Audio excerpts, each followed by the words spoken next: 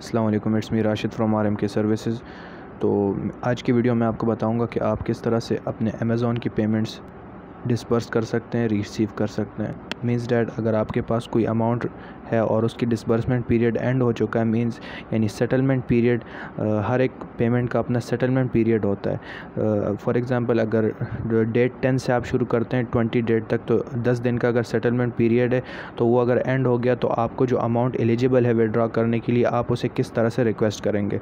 तो it's very simple procedure, so let's me guide you.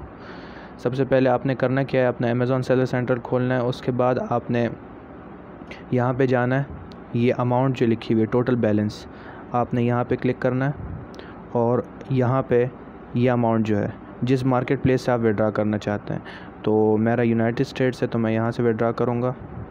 आपके सामने लाइव विड्रॉ होगी। तो जैसे ही आप इस पर क्लिक करते हैं तो ये हमें पेमेंट्स के पेज पे रीडायरेक्ट कर देगा। अब यहाँ पे ये आपका पेमेंट पेज है। यहाँ पे आपको सब प्रोडक्ट चार्जेस शो हो रहे हैं, कितने रिफ़ंड आपने दिए हैं, आपके अमेज़ॉन ने फ़ीस कितने काटी है। और फिर उसके बाद यहाँ पे ये जो आपकी पेमेंट है $502, अब मुझे ये एलिजिबल हैं, ये मैं रिक्वेस्ट कर सकता हूँ यहाँ से। जब आपको एलिजिबल नहीं होगा तो ये यहाँ पे यानी एक्टिव नहीं होगा।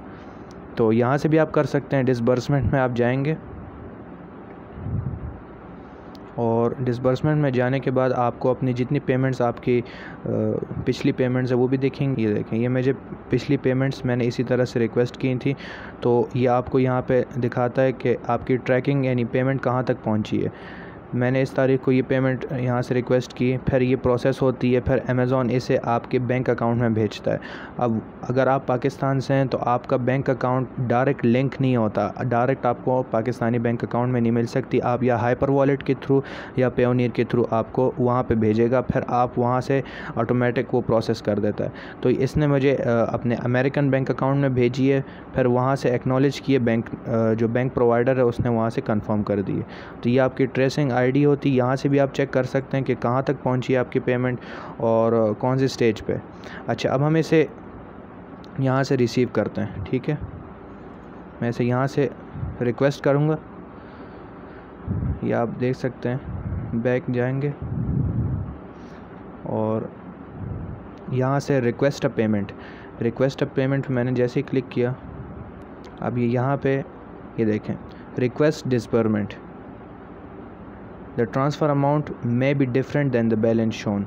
ठीक है, ये आपको ट्रांसफ़र अमाउंट दिखेगी। अब वहाँ पे जो आपको बैलेंस दिख रहा था वो 402, वो अभी आपको एलिजिबल नहीं है। वो तब एलिजिबल होगा जब आपका सेटलमेंट पीरियड एंड हो जाएगा।